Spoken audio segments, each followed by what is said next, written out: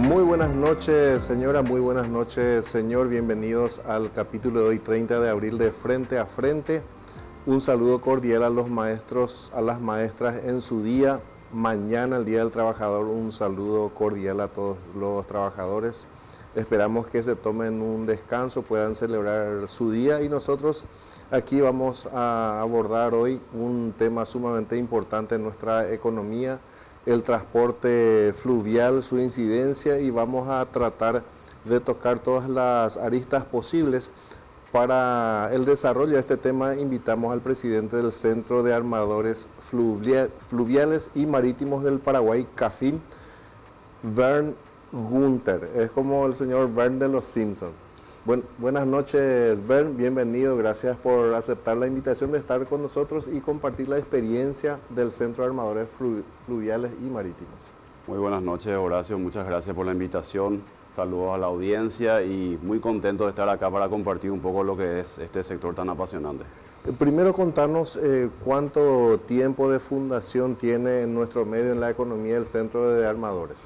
El Centro de Armadores es uno de los gremios más antiguos e históricos del Paraguay y fue fundado en 1940.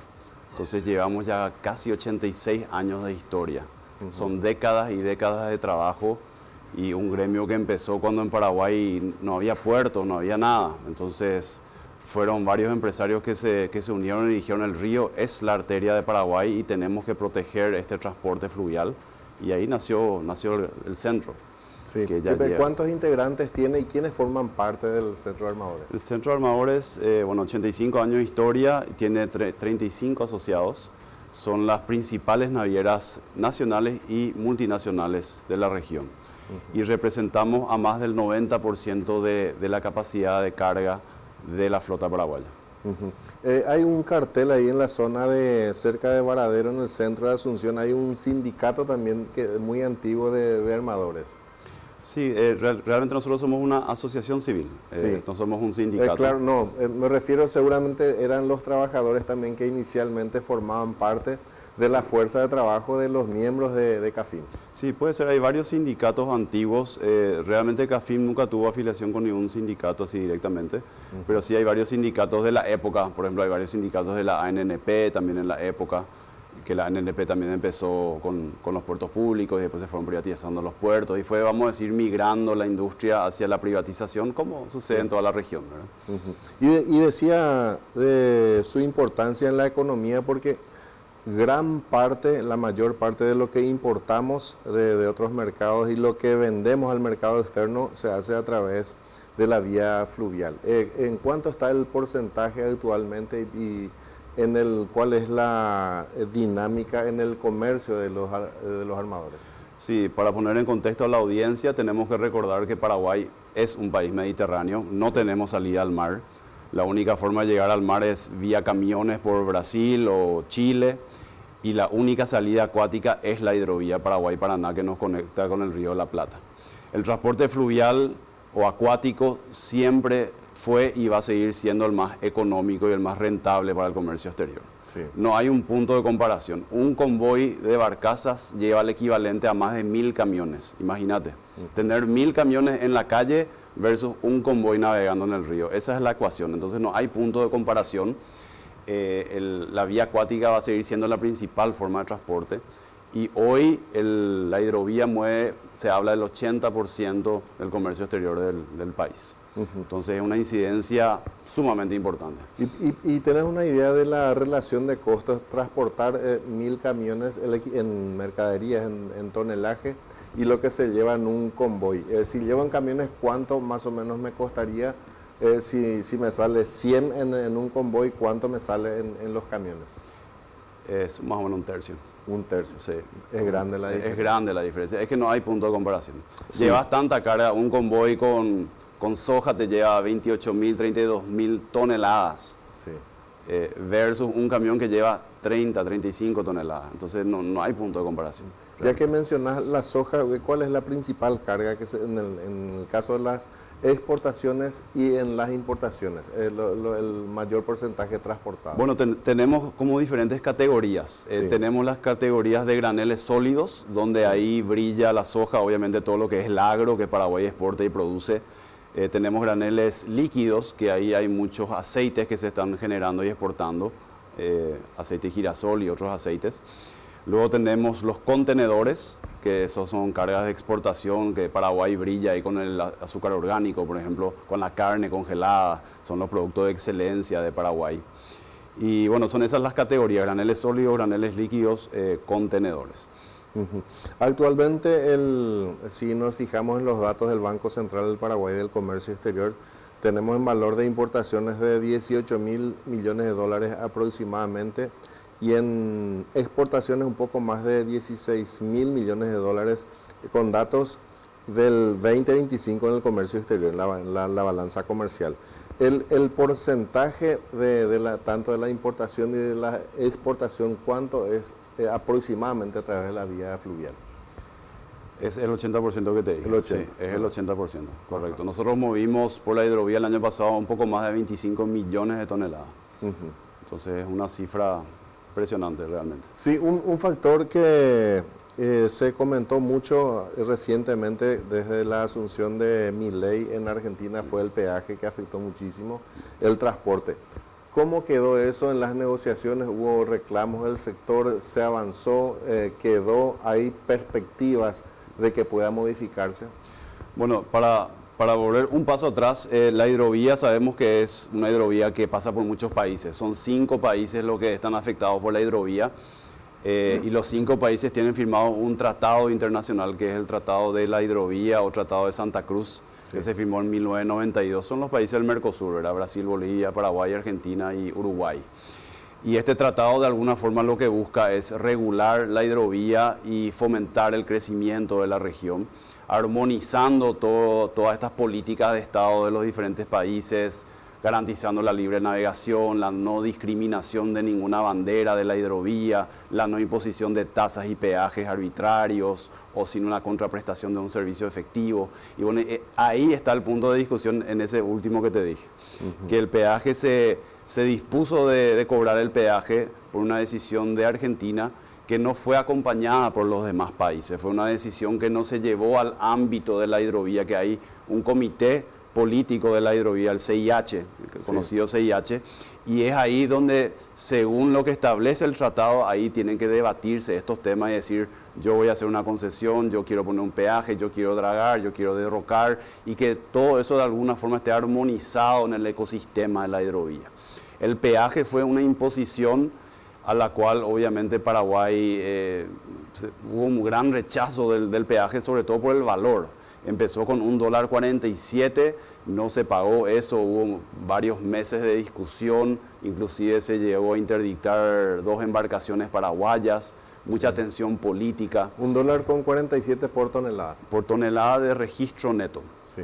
La tonelada de registro neto es la capacidad teórica del barco. Sí. Es por decirte, si vos tenés un camión que puede llevar hasta 30 toneladas, las 30 toneladas te cobran. $1.47 no importa por si vos llevas 28. No importa si te va vacío o si llevas 30 toneladas. Entonces es un valor muy excesivo. Para una naviera esto representa millones de dólares anuales, que son un gasto en el peaje. Un gasto, digo, porque uno esperaría que el peaje te dé un servicio a cambio. Sí. Nosotros, por ejemplo, cuando vamos a Ciudad del Este, estamos felices de pagar el peaje porque la ruta es un espectáculo es linda, es segura. Versus 20 años atrás, que era un riesgo ir con la familia, con los hijos y tener que adelantarse a los camiones. Sí. Hoy en día uno va tranquilo y uno paga ese 25.000, lo que fuese, con gusto, porque tiene una carretera, llega más rápido, va más seguro. En el río no hay eso de que se paga el peaje. Lo mismo tiene que ser en el río. Sí. Si yo voy a pagar un peaje en el río, tengo que tener un río mejor controlado, más seguro, que me permita navegar con más barcazas, donde yo genere una mayor economía de escala y que ese valor que yo ahorro, en parte yo asigne al peaje. Ese debiera de ser el concepto, Horacio, pero la realidad es que no se hizo prácticamente nada en el tramo que atañe al peaje. Y es eso lo que Paraguay siempre critica y pide que se revise. Sí, para que la audiencia tenga una idea, un convoy que lleva 20 barcazas, ¿cuánto paga un peaje, por ejemplo, de ida? Y mira, por cada vez que pasás, pagás entre $25.000 y $35.000. Altísimo. Altísimo. Cada vez que pasas y el barco pasa a la bajada, pasa a la subida de vuelta, 2 pasadas ya y 2 veces se te cobra, ¿verdad? Entonces... ¿Se llegó a dilucidar cuál fue el argumento de esta imposición arbitraria de parte de Argentina sin la participación de los 5 miembros de la hidrovía?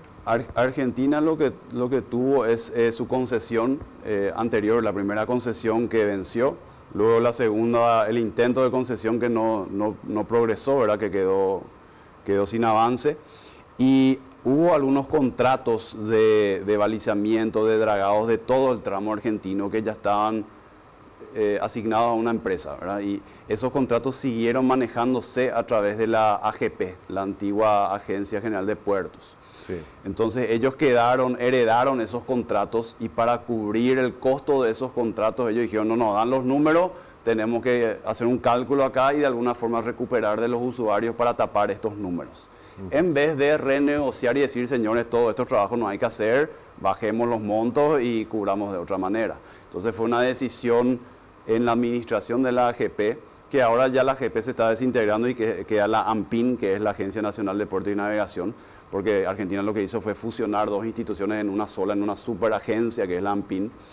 Y bueno, son las discusiones que hoy tenemos con ANPIN constantemente, acompañados por la Cancillería paraguaya, de decir cuál es el criterio de esto, ¿verdad? Sí. No tenemos nada en contra de pagar un peaje, pero la ruta tiene que estar impecable y nos tiene que dar beneficio. En la estructura de costos, ¿cuánto incidió en porcentaje el incorporar al costo el pago del peaje, además del flete normal que se tenía? Y mira, te chuta un 3 a 5% más, ¿verdad? Más o menos, dependiendo de la estructura de cada naviera es distinto, hay navieras con 2, 3 barcos, hay navieras con 15 a 20 barcos, entonces depende un poco de la estructura del costo fijo de la oficina, pero sí, un 3 a 5% te puede chutar el costo, que es significativo porque todo eso se traslada otra vez en el costo final de flete por tonelada. Nosotros lo que queremos es tener una cadena logística eficiente y bajar el flete si se puede, para que el producto paraguayo no pierda competitividad internacionalmente. Eso es lo que tenemos que lograr. ¿En algún momento ustedes creen que se puede revertir de vuelta esto o bajar más, por lo menos el peaje? ¿Continúa el trabajo gremialmente o se abandonó? Continúa el trabajo, está dentro de nuestros pilares de gestión. Después podemos hablar de los pilares de gestión del centro. Sí. Nosotros vamos periódicamente a Buenos Aires, a veces acompañado por prefectura, a veces por Marina Mercante, a veces con Cancillería también, casi siempre con Cancillería. Y vamos tocando varios temas. El peaje es uno de los temas. Después tenemos el tema del kilómetro 171, que es la lija de hidrocarburos. Tenemos el tema de los vaqueanos argentinos. Tenemos el tema de la tasa de migraciones. O sea, una lista de más o menos 10 temas que se van llevando. Pero volviendo al peaje, la expectativa nuestra es que avance la concesión de Argentina, que se le asigne a la mejor oferta, y que en esa estructura de costos se permita bajar de vuelta. Nosotros hoy no pagamos $1.47, pagamos $1.30, pero $1.30 sigue siendo extremadamente elevado. Sí. El costo que nosotros consideramos justo para el nivel de servicio que tenemos hoy está más cerca de los $0.40, 40 centavos, versus $1.47 o $1.30. Entonces estamos lejos de lo que nosotros pretendemos. Cuando decís que el río tiene que ofrecer la garantía que ofrece actualmente la Ruta 2, si hacemos una comparación, ¿qué se tiene que hacer para que el río esté en mejores condiciones de navegabilidad? Porque realmente, Horacio, se está haciendo más que antes, pero la realidad es que la hidrovía tiene 3.440 kilómetros, sí, de los cuales 2.500 kilómetros son los que se usan comercialmente. Desde Corumbá hasta Nueva Palmira es el tramo comercial donde se transporta toda la carga, 2.500 kilómetros. De esos 2.500, más o menos si vos sacás el cálculo de cuántos kilómetros son intervenidos o mejorados realmente con dragados de mantenimiento, de derrocamiento, estás hablando del 2-3% del tramo. O sea, 2-3% nomás lo que estamos mejorando. Es como el recapado de la ruta. 2-3% de la ruta nomás estamos recapando o ampliando. Sí. El resto de la ruta es Tapepoí. Sí. Entonces es un río navegable lo que tenemos, no una hidrovía.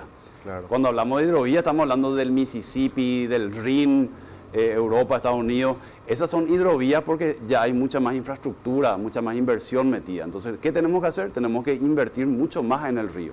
Tenemos que profundizar, ampliar los canales, hacer ciertos derrocamientos obviamente con los estudios de impacto ambiental. Acá nadie quiere dinamitar todo el río, eso no es el concepto.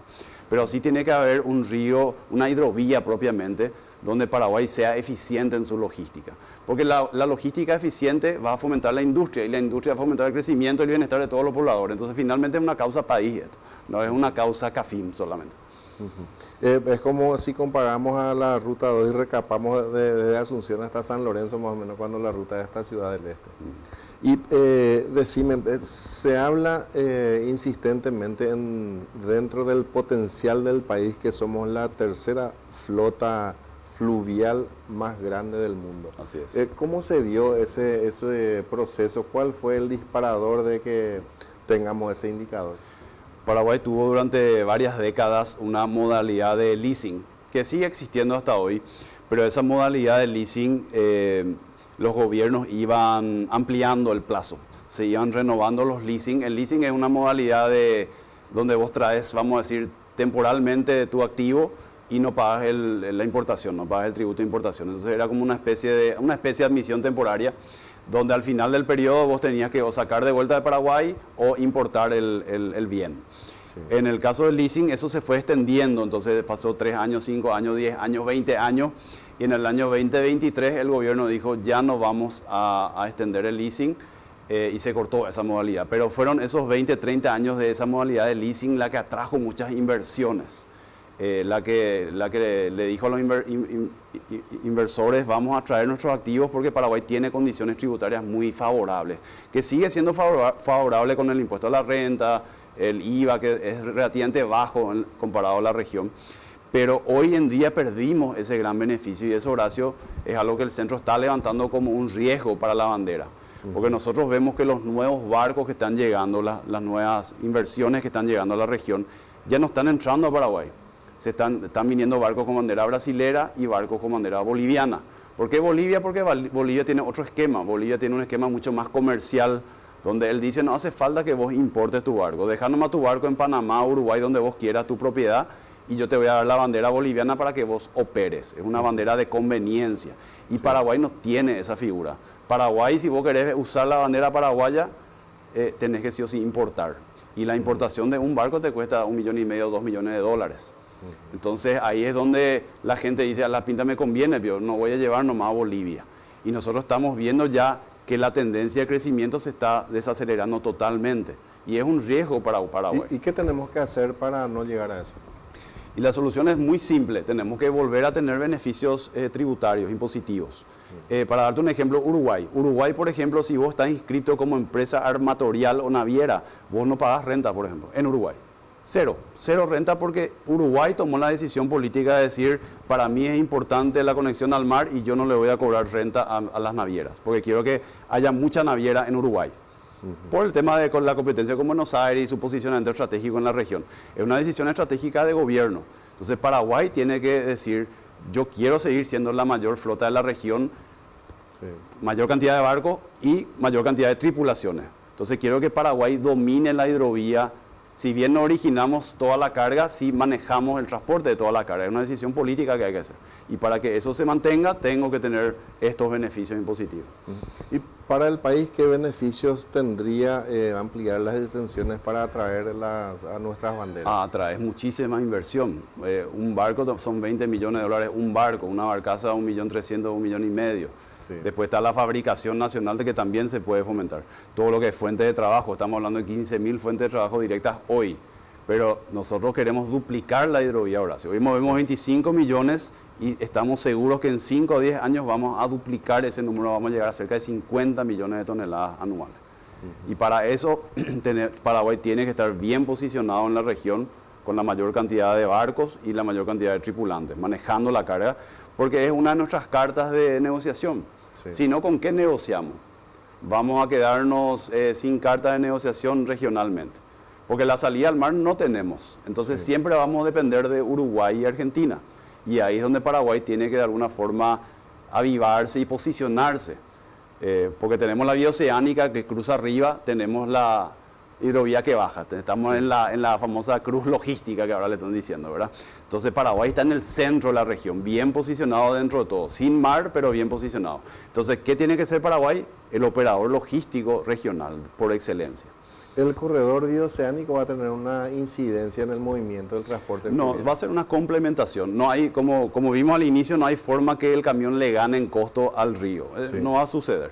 Sí, obviamente hay cargas que son de alto valor agregado que van a necesitar llegar más rápido, porque en rapidez sí le gana el camión al barco, ¿verdad? Sí. Entonces yo creo que se van a desarrollar nuevos polos industriales hacia el Chaco, carga que viene de Brasil, y eso se va a complementar y bajar o subir por la hidrovía. Entonces va a haber una complementación, no una competencia.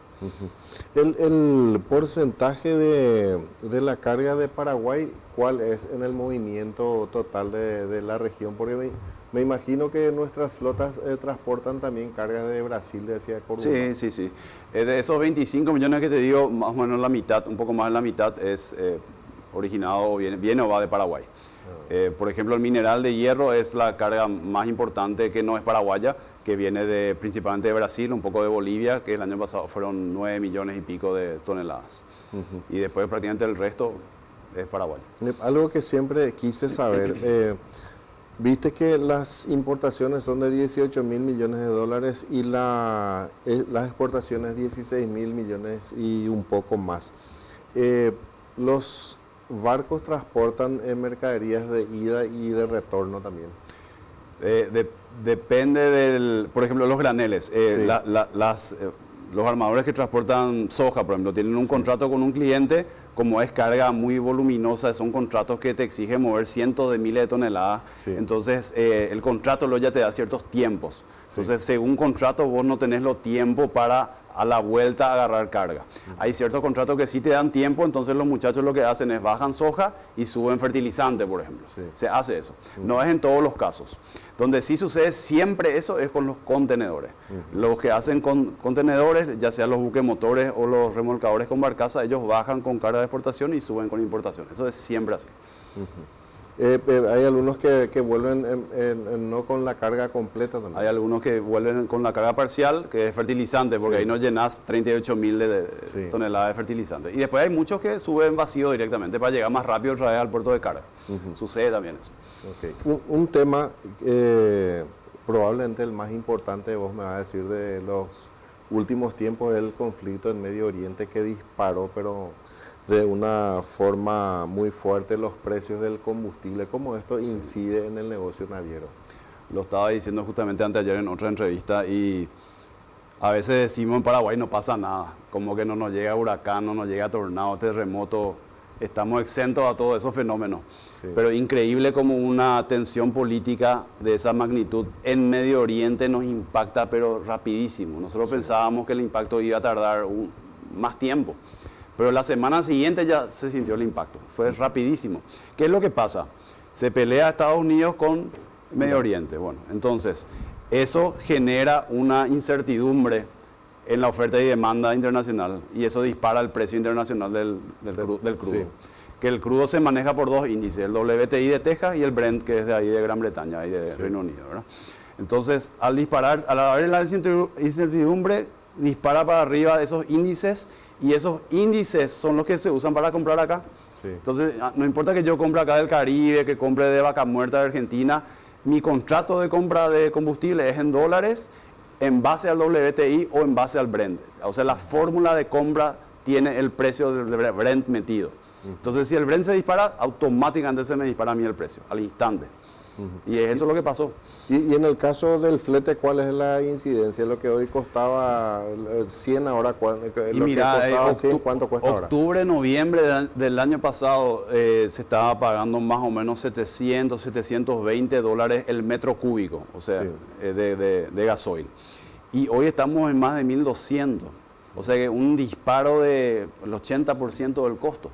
Sí. Y la representación del costo de combustible en el costo de un viaje de un barco, el 60% de mi costo de un viaje es combustible. Es la principal línea de costos. Después del combustible recién viene mano de obra y después vienen las demás cosas. Pero el combustible es 60%. Si hago 80% de incremento del combustible por el 60%, me da más o menos un 40-50% se me encareció mi viaje.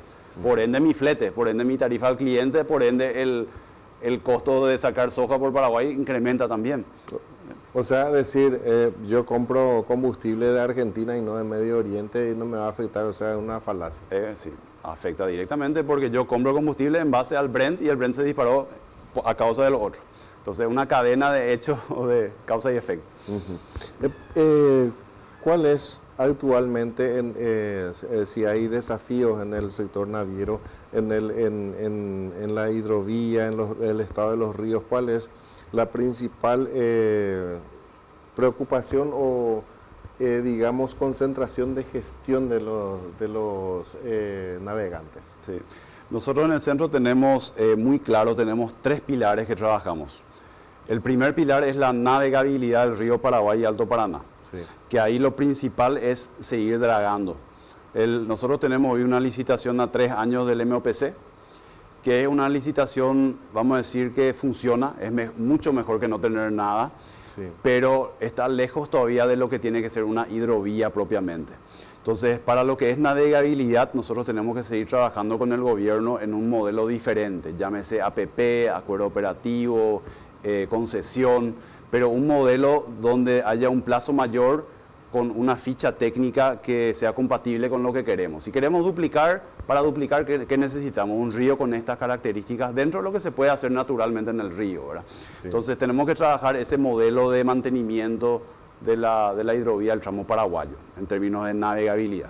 El segundo eje de gestión del centro es la formación de las tripulaciones. Ahí estamos trabajando muy de cerca con la Escuela Náutica, con la Prefectura, y ya se presentó un proyecto de ley. Paraguay quiere ratificar el convenio STCW de la OMI, de la Organización Marítima Internacional.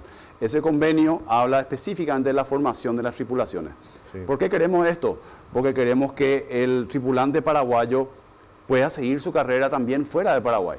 Porque hoy en día vos empezás como aprendiz marinero engrasador y después de 8 a 10 años, así demora la carrera, tarda, ¿verdad? Después de 8 o 10 años vos llegás a ser jefe de máquina o capitán, dependiendo de la rama a la que te fuiste, ¿verdad? Sí. Y ahí termina, no hay otra, es el techo. ¿Y dónde se forman los operarios de la industria de la navegación? Bueno, históricamente, Horacio, eso era empírico, era como un oficio sí. antes. Luego, a partir de los 90, 2000, ya empezó la escuela náutica, que hoy tiene 2 tecnicaturas reconocidas por el Ministerio de Educación. Ya los muchachos jóvenes que estudian son 2 años de tecnicatura, ellos se reciben como técnico superior en máquina o en cubierta, Sí. que para nosotros está súper bien. Esos muchachos también tienen un buen fundamento, saben lo que es un barco, un zafarrancho, un protocolo, un tratado internacional, ya tienen mucha más base. Bueno, y nosotros queremos que esta generación sea capitán, pero después con el STCW, no solamente en Paraguay, que ellos puedan ir a trabajar a Brasil, a Europa, a Medio Oriente, a donde sea, que pueda ser capitán de un crucero o de un barco transatlántico. Esa es la visión que tenemos para el paraguayo, porque sabemos que el paraguayo es vale. Sí. Sobre todo cuando sale de Paraguay, más vale todavía. Entonces queremos darle esa oportunidad a la gente y obviamente la gente va a ir haciendo su plan de carrera normal, ¿verdad? Pero darle esa posibilidad al paraguayo. ¿Cuesta conseguir trabajadores para el sector fluvial?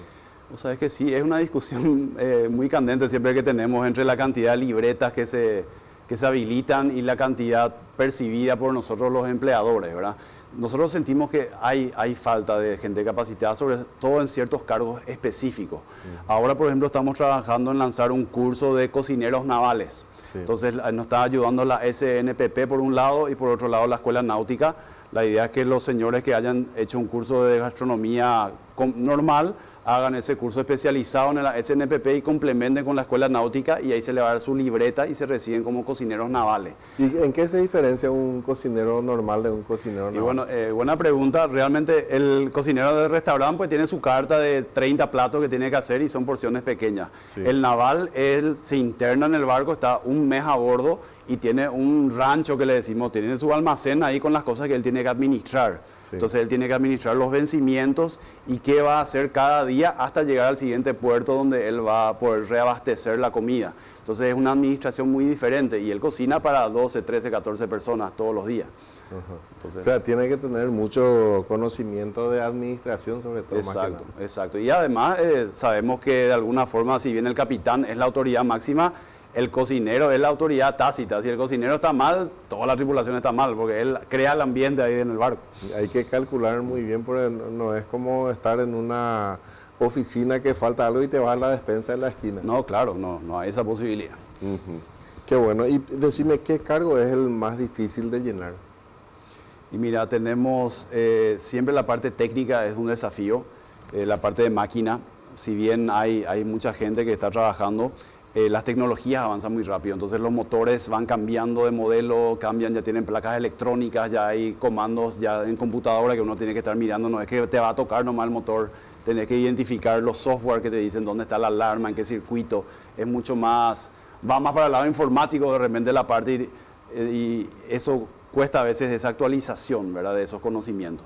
Entonces creemos que hay que hacer un refuerzo en toda la parte técnica de máquinas. De hecho, uno de los proyectos que tenemos es de instalar en la Escuela Náutica el primer simulador de máquinas de Paraguay, para que haya un bloque de motor con todo el sistema y que la gente dentro de su tecnicatura de máquina, que son los muchachos que están haciendo, puedan hacer también el entrenamiento práctico en lo que es el motor en sí, tocar el motor, ¿verdad?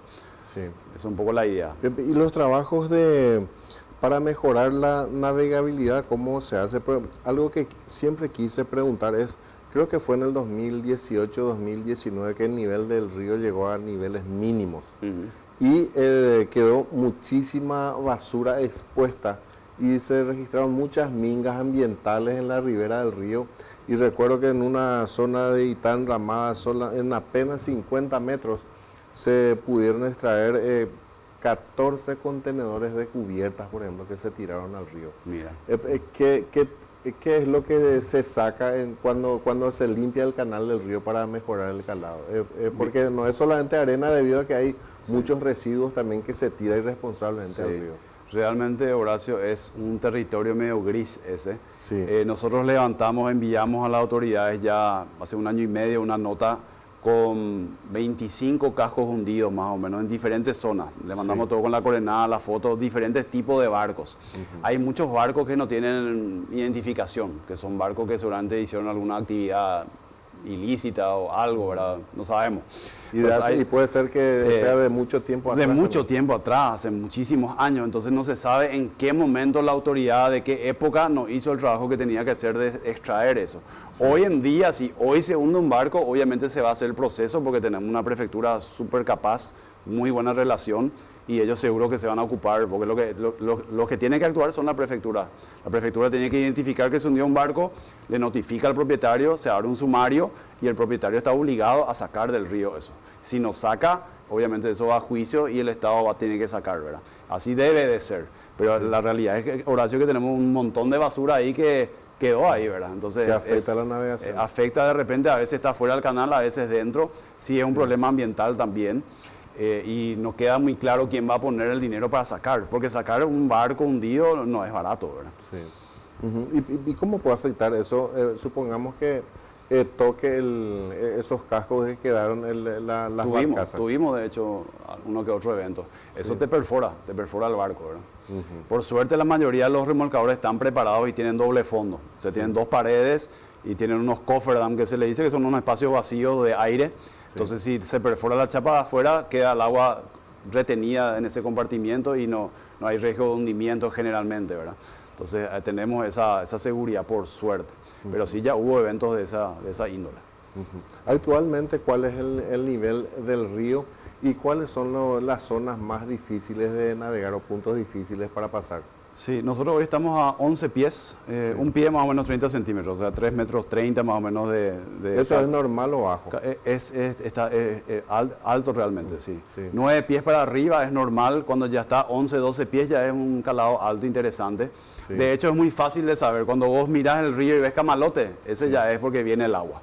Cuando viene el camalote quiere decir que todos los afluentes se llenaron y largaron las malezas y vienen esas malezas por el río. Cuando viene esa cantidad de camalotes es porque todo se está llenando y te da una tranquilidad de que vas a tener agua por lo menos 2, 3, 4 meses más, ¿verdad? Entonces, estamos bien hoy, pero eso no es para tranquilizarse. Sí. Muchas veces la gente se queja o dice, ¿por qué se está dragando si hay agua? Sí. Pero no porque haya agua, hoy no tengo que dragar. Yo igual tengo que hacer el dragado preventivo. Te doy el ejemplo de Bermejo. No sé si te acuerdas el año pasado el quilombo que hubo con Bermejo. Sí. Que se embotelló todo, se cerró el paso con la sedimentación del río, no se atacó a tiempo y se juntaron más de 500 barcos. Sí. Y ahí hubo clientes, hubo exportadores que se quedaron más de un mes con su carga sin poder salir, incumplieron contrato, un impacto de más de 200 millones de dólares es lo que calculamos nosotros. Y este año, ¿qué hicimos? Nos sentamos los armadores con la prefectura, con la ANNP, hicimos un protocolo de cómo se va a trabajar. El sector privado puso el dinero, lastimosamente tuvo que poner porque no tuvimos retorno a tiempo del ministerio. Se pusieron más o menos 2 millones de dólares, se metieron dragas privadas y se dragó en enero ya. Sí. Si bien sabíamos que el problema iba a ser crítico en marzo, en enero ya se empezó a dragar un dragado preventivo. Y eso lo que hizo fue canalizar mejor el río Paraguay, que estaba con bajo nivel, le dio una profundidad y le dio mayor caudal. Y cuando vino realmente el sedimento del Bermejo, eso se pudo manejar con mucha más tranquilidad. Entonces todos los días hacíamos las batimetrías, el sondeo del fondo y reubicábamos las dragas, hasta 3 dragas llegamos a tener ahí. Y la realidad cuál fue que no hubo embotellamiento este año. Hubo fraccionamientos, como siempre, se coordinó con la prefectura, ANNP, y se trabajó súper bien. Con una inversión de 2 millones de dólares, se evitó una catástrofe de 200 millones como fue el año pasado. Imagínate, 1% nomás. Sí, muy poca inversión. Decime, cuando hablamos de la tercera flota fluvial más grande del mundo, ¿de cuántas unidades de remolcadores o barcos estamos hablando? Sí, la última estadística eran más o menos 3.400 unidades, sí, de las cuales más o menos 1.000 son buques motores y remolcadores y el resto son barcazas, ¿verdad? No. Primero es China, segundo Estados Unidos. Y después Paraguay. Después Paraguay. Y ese nivel actual que tenemos, ¿deja margen para crecer mucho más o tiene un límite? Totalmente, porque si queremos duplicar la hidrovía, sí, por un lado tiene que ser más eficiente lo que ya hay, sí, pero por otro lado tiene que venir más barcos, ¿verdad? Entonces esos barcos que vienen, es lo que hablamos recién de la bandera, sí, esos nuevos barcos tienen que venir a Paraguay, o sea, Paraguay tiene que ser la alternativa. No tenemos que dejar que vayan a otras banderas esos barcos nuevos.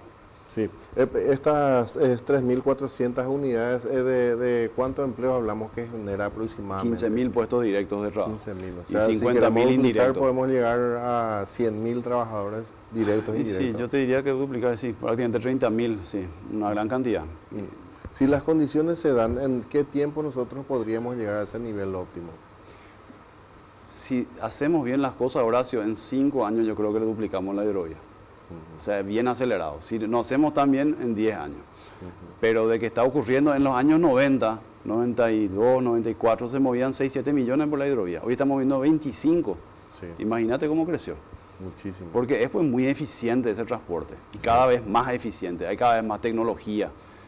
Se navega ya con radares, lo básico. Carta náutica, que es como un Waze del río, un mapa que te muestra todo el camino, ¿verdad? Sí. Donde hay profundidad, donde no hay. Después tenemos AIS, que es una señal satelital para saber dónde está tu barco respecto a los otros barcos. Vos le vas a todos los otros barcos y dónde está tu barco y te avisa si es que vas a chocar o hay un riesgo de colisión, lo que fuese, asistido. Y después está el Starlink, que nos ayudó muchísimo, ¿verdad? El Starlink, en todos los barcos tienen Starlink. Entonces, eso es una facilidad para la comunicación con la oficina y también con la familia, ¿verdad? Entonces, los tripulantes también están más comunicados con sus familiares. Qué bueno. Y algo que siempre me despertó curiosidad también, en realidad para los que estamos fuera hay muchos misterios en la navegación. Sí. Pasa que cuando vos trabajás en las embarcaciones no es como ir a la oficina, de la oficina a tu casa todos los días. Eso es un obstáculo para que se decidan a optar por trabajar en una embarcación o alguna especialidad dentro de la embarcación. Yo siempre digo, yo que estoy en logística hace más de 20 años, la logística no es para cualquiera, es muy dinámica. Sí. Pero dentro de la logística, que es siempre un caos constante, porque es 24/7 pues logística, nunca para. Sí. No hay horario de banco, ¿verdad? Sí. Entonces, dentro de la logística, otra vez, hay un estrato específico que son las tripulaciones, que es otra vez un estilo de vida totalmente diferente. Sí. Es un estilo de vida. O lo amás o lo odias. Sí. Porque ¿qué es ser tripulante? Ser tripulante es muy desafiante, es un trabajo muy especializado, tiene muy buenas condiciones, muy buenos beneficios, por suerte, ese es el lado muy positivo. ¿Y qué implica? Según el contrato, generalmente los contratos son 3 por 1, es lo habitual. Entonces yo hago 3 viajes, ponerle Asunción, Buenos Aires, Asunción, Buenos Aires, Asunción, Buenos Aires, y el cuarto yo me quedo en mi casa. Sí. Y después recién el quinto viaje, otra vez hago 3 viajes. Y de vuelta, y de vuelta, y de vuelta, me quedo en mi casa. Entonces, ¿qué quiere decir? Que yo 30 días, a veces 45 días, yo estoy metido en el barco. Vivo en el barco, como en el barco, estoy ahí todo el día con mis compañeros, metido en el barco, lejos de mi familia. Sí. Y después yo vengo a quedarme con mi familia 15, 20 días en mi 3 por 1, ¿verdad? Entonces, es un estilo de vida diferente. Claro, pues no es como en la oficina que vos trabajás de 7 a 5 de la tarde y para el barco y No, cada uno... no para. El barco se va... El barco se va, generalmente son rotaciones de 6 horas. Entonces, generalmente hacen medianoche, 6 de la mañana, 12 del mediodía, 6 de la tarde, medianoche. Entonces, cada 6 horas van rotando, son 2 turnos, ¿verdad? El capitán, por ejemplo, rota con el práctico, entonces van rotando 6 horas, 6 horas, 6 horas, 6 horas. Y los marineros, todo lo mismo, ¿verdad?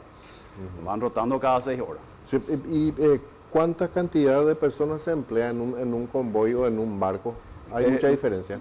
Hay diferencia, la Marina Mercante analiza caso por caso según el tipo de operación que vos quieras hacer. Si es, por ejemplo, cruceita enramada, es diferente porque es de día y es ahí nomás. Sí. Pero vamos a decir, un barco típico de la hidrovía tiene 12, 14 tripulantes en total. Sí. Ese es. Dentro del año, ¿en qué épocas hay un periodo de mayor eficiencia y otro de mayores dificultades en el transporte?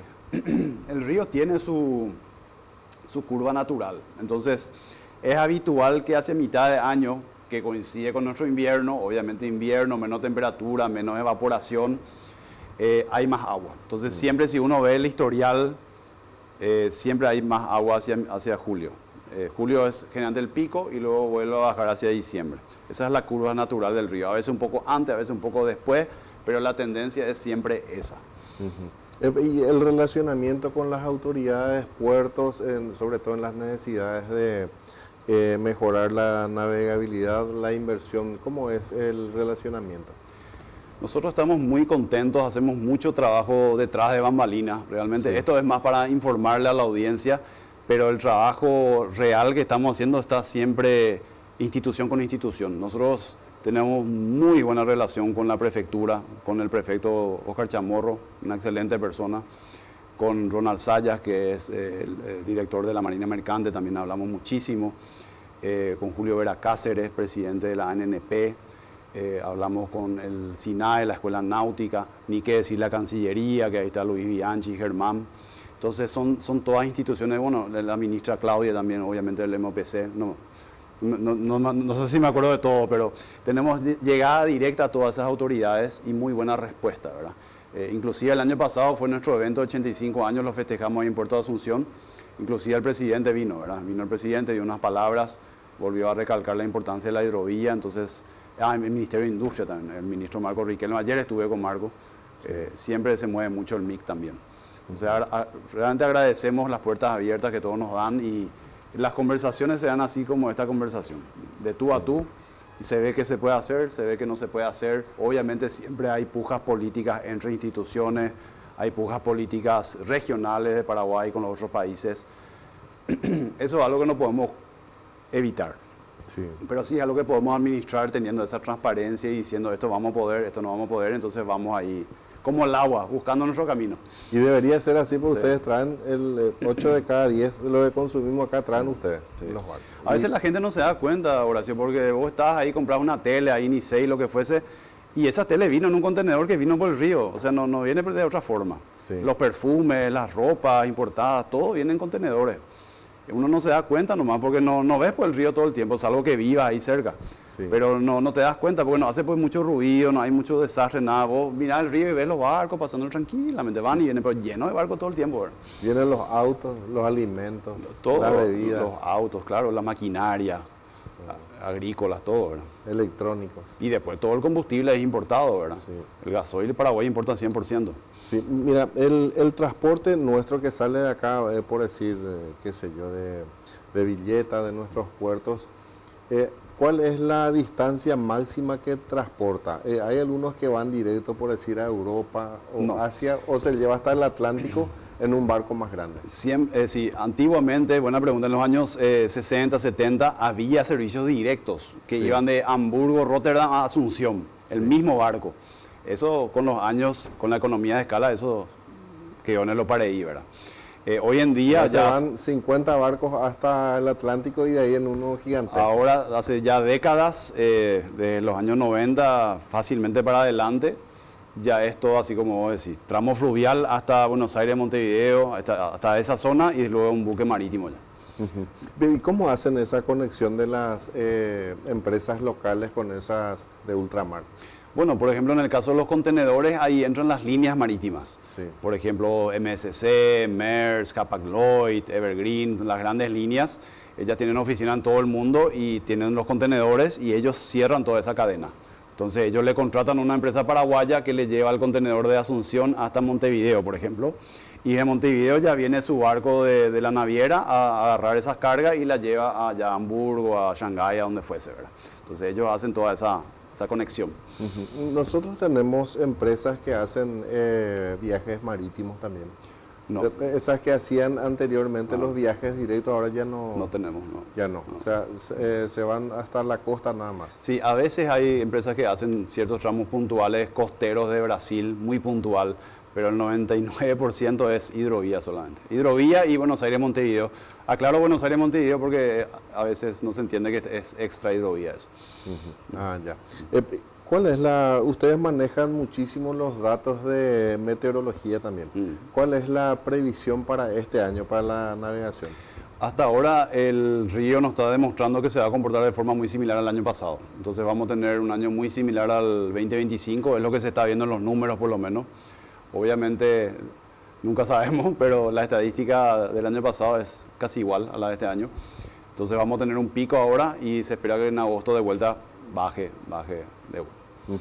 Cuando los eventos climatológicos son cíclicos, ¿cada cuánto tiempo más o menos se llega a ese nivel que tuvimos que te decía 2018, 2019, que se veía el fondo en algunas partes? Nosotros desde el año, Horacio, 2021 estamos en un proceso macroclimático de estiaje, de bajante. Sí. Desde el 2021, si bien tuvimos algunas crecidas, así como ahora puntualmente, en general el promedio de los años es muy bajo, muy por debajo del promedio de los últimos 90 años.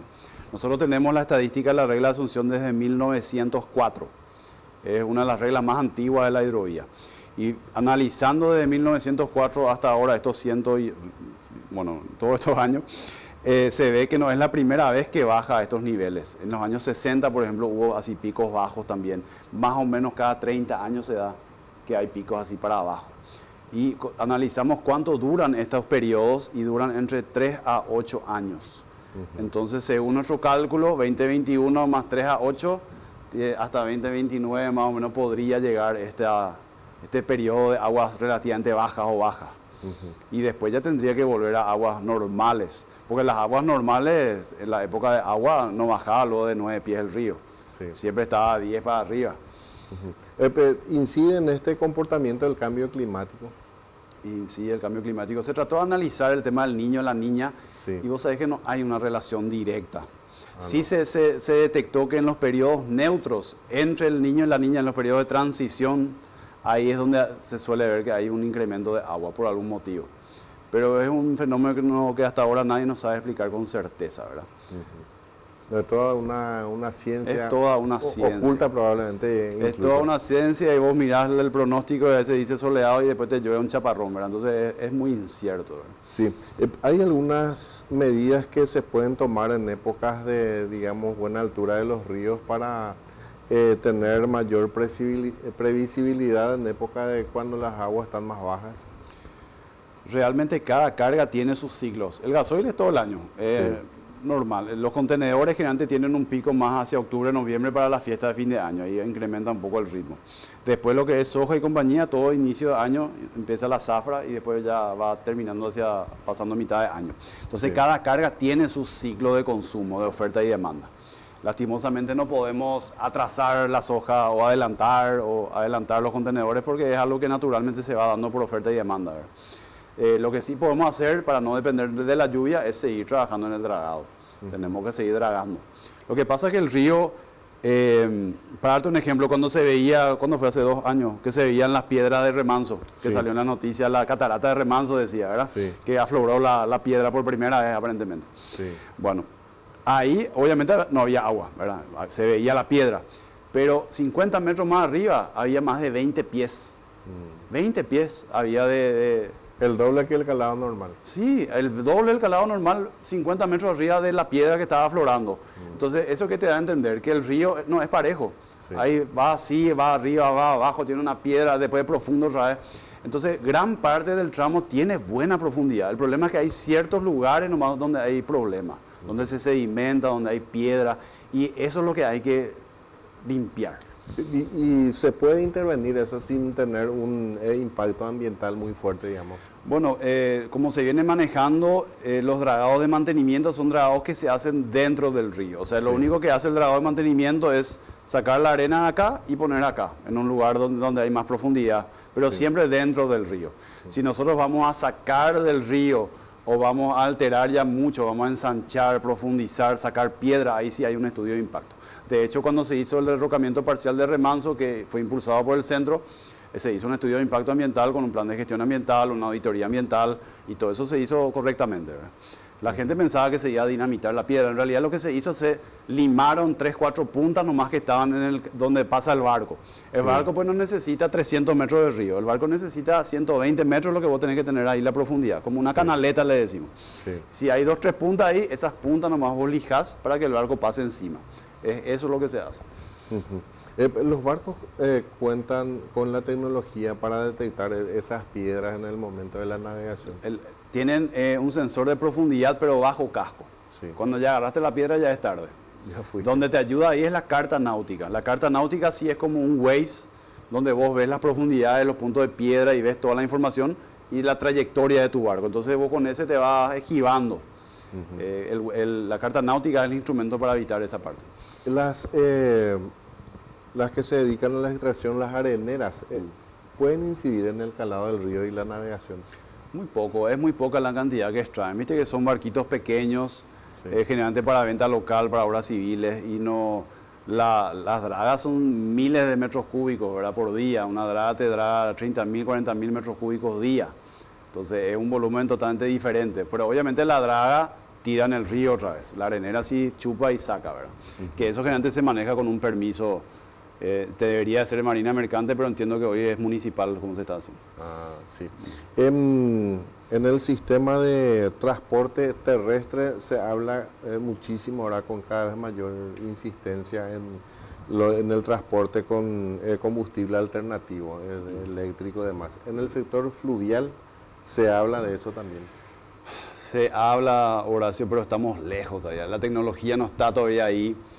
Pensar en barcos eléctricos es una locura por la tecnología de las baterías. Entonces creo que aún estamos lejos del avance tecnológico que se requiere para llegar a pensar en barcos eléctricos, por ejemplo. Son pues barcos de 6.000 HP, 7.000 HP. Es impresionante la fuerza que tienen los remolcadores y generar eso eléctricamente es muy complejo. Aún. Decime, gremialmente, me decías, tengo entendido 12 ítems de los temas que están trabajando. ¿Cuál es el mayor desafío y las perspectivas de los temas más inmediatos que hay que abordar técnicamente con las autoridades o con los sectores de relacionamiento? Bueno, con Argentina el tema del peaje sigue siendo un tema principal en la agenda, junto con el tema del kilómetro 171, que es el de la liga de los hidrocarburos, que es una zona del río donde se traspasa la carga del marítimo al fluvial, y eso viene para Petropar y todas las distribuidoras locales. Entonces está el tema del kilómetro 171, un tercer punto que se estaba trabajando era un tema de tasas que se cobraban en la Argentina, que encarecían también el flete de tasas de migraciones y otras tasas. Entonces eso se viene trabajando. Esos son los principales 3 temas. Después, de acuerdo a cómo avanza cada uno, vamos metiendo otros más. Pero en total sí tenemos centenar de temas, ¿verdad? Con Brasil estamos trabajando mucho en la concesión de Brasil, que eso el gobierno paraguayo está apoyando, se quiere hacer una especie de comisión tripartita con Bolivia, Brasil y Paraguay para administrar esa parte del río y que se pueda dragar también esa zona para que el mineral brasilero y boliviano puedan bajar. Entonces eso es importante. Paraguay tiene que trabajar su concesión, que eso es algo que nosotros vamos a seguir trabajando con las autoridades, y después hacer el seguimiento de la concesión argentina. Entonces esas 3 concesiones son claves. Y el Alto Paraná, nunca hay que olvidarse, el Alto Paraná también tiene mucho trabajo por delante. Esta implementación de fletes unilateral de parte de Argentina incidió para que una parte de la carga se traslade por vía terrestre, No. o igual sigue siendo muy competitivo el transporte fluvial. Sigue siendo competitivo el fluvial, sí, no fue lo suficiente. Y el tema del combustible obviamente le encareció a ambos medios de transporte. Entonces ahí ambos encarecimos. Sí. En periodos en que el río estaba muy bajo, el transporte de combustible, que es todo el año, algunos, tengo entendido que se llegó a desembarcar en la zona de Pilar. ¿Eso afecta muchísimo en el costo? Sí, afecta en el costo en el sentido que vos bajás tu carga en Pilar. Pasa lo mismo con los contenedores. Cuando el río está excesivamente bajo, los barcos ya no llegan más a Asunción o Villeta, sí, y bajan su carga o parte de su carga en Pilar. Y ahí el cliente tiene que ir hasta Pilar a buscar su carga. Entonces ahí tenés un sobrecosto en el transporte terrestre en ese caso. Que obviamente van a afectar los precios. Obviamente afecta también precio de los productos, sí, en los precios finales. Tal cual. En nuestro país, en los tramos que son exclusivamente de Paraguay, de ambos lados, ¿cuántos kilómetros son aproximadamente? Y todo este tramo está, digamos, con facilidad de navegación, o tiene pasos dificultosos. Sí, Asunción está en el 1600, creo que son unos 400, 500 kilómetros del tramo soberano paraguayo, porque es muy corto, es de Pilcomayo hasta APA nomás, el 100% soberano. Sí. Después de APA Vallanera ya es compartido con Brasil, y de Pilcomayo para confluencia ya es con Argentina, ¿verdad? Entonces no es demasiado largo el tramo soberano nuestro, pero ese es el tramo más complicado, realmente. Sí. Cuanto más al norte, menos agua, ¿verdad? Sí. Cuanto más te acercas al río de la Plata, el río parece que se convierte en un mar, ¿verdad? De profundidad, de caudal, de todo. Cuanto más al norte vos te vas, más hacia Cáceres, ya es cada vez más arroyo en vez de río, ¿verdad? Sí. Entonces más al norte, más problemas. En la zona entre Asunción y Río Apa es la zona donde hay más pasos, más problemas de piedra, fondos duros, más sedimentaciones, fondos más como canto rodado el fondo. Entonces realmente las características geológicas son complicadas ahí. Hay mucho trabajo por hacer en ese tramo, justamente en nuestro tramo soberano. Ah, sí. Sí. Y el relacionamiento, si comparás con Brasil y Argentina, ¿con cuál de los países trabajamos mejor? No sé si es una pregunta políticamente correcta esa, ¿verdad? Pero vos sabés que depende mucho del gobierno de turno, te diré. Afecta mucho la dinámica política. Y claro, y las dificultades. Porque hoy puede ser uno, mañana puede ser otro, y después a veces vos no conseguís a nivel político, pero conseguís a nivel institucional, porque la relación otra vez es buena entre las instituciones. Por eso que es muy importante trabajar a nivel de Cancillería y también a nivel de Prefectura y a nivel de Marina Mercante. O sea, a todos los niveles hay que trabajar las relaciones para ver si por ahí, por algún canal, se consigue atravesar el problema. Y por las características de los ríos, ¿con qué país necesitamos trabajar más? Argentina, por las técnicas. Definitivamente Argentina, definitivamente. Es el tramo que más nos afecta al 100% de la carga de Paraguay. Sí. Bernd Günther, rapidísimo, pasaron los 60 minutos. Sí, te agradezco muchísimo tu tiempo, toda esta información, seguramente muchos escucharon por primera vez. Muchísimas gracias por compartir con nosotros la experiencia y todas las informaciones del sector. Sí, gracias por la invitación. Estoy muy contento de hablar del tema, que la gente entienda, ¿verdad?, cuál es la problemática, que cuando ve noticias de repente sepa qué se está haciendo, ¿verdad?, cuál es la importancia del río.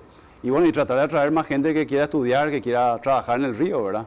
Hay muchos ingenieros, por ejemplo, para hacer muelle, para hacer puerto, para hacer puente. Entonces se necesita gente que quiera trabajar en el rubro. Es un rubro muy dinámico y muy apasionante. Realmente. Estuvo con nosotros así el señor Bernd Günther, presidente del Centro de Armadores Fluviales y Marítimos del Paraguay, hablando de todo lo que es la navegación, el transporte, el comercio, todo lo que se mueve en la economía a través de este sector. Nosotros vamos a retransmitir este programa a las 23 para los que no pudieron ver en vivo. Se repite entonces y nosotros nos reencontramos mañana a las 6 puntualmente haciendo la mañana de la Unión. Buenas noches.